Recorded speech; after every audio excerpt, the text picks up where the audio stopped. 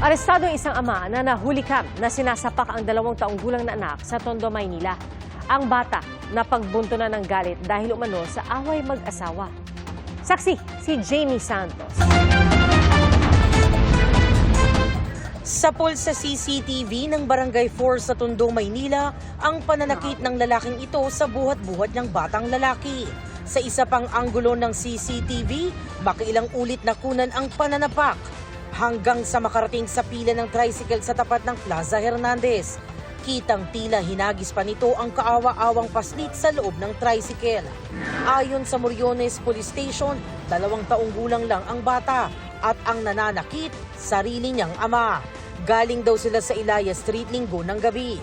Sa ikinasang follow-up operation ng mga pulis, nahuli ang suspect sa kanyang bahay sa Barangay 107. May nagpunta ritong mga kapulisan para i-backtrack nila yung pinangyarihan at nakakita nga na dumaan dito sa jurisdiction ng aking barangay at pag-iikot nila siguro nahuli nila yung tatay na gumawa ng krimen.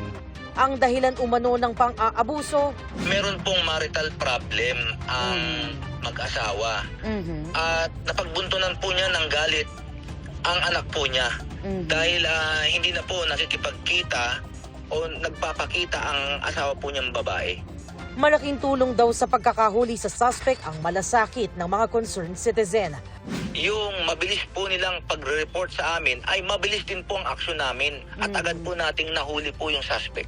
Ayon sa pulisya, aminado ang suspect na nakainom siya nang nangyari ang pambubugbog.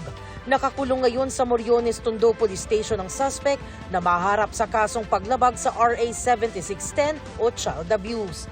Nagpapagaling na raw ang 2 taong gulang na biktima sa mga tinamong pasa sa mukha at kasalukuyang nasa pangangalaga ng kanyang tiyahin. Para sa GMA Integrated News, ako si Jamie Santos, ang inyong saksi. Mga kapuso, maging una sa saksi. Mag-subscribe sa GMA Integrated News sa YouTube para sa iba't ibang balita.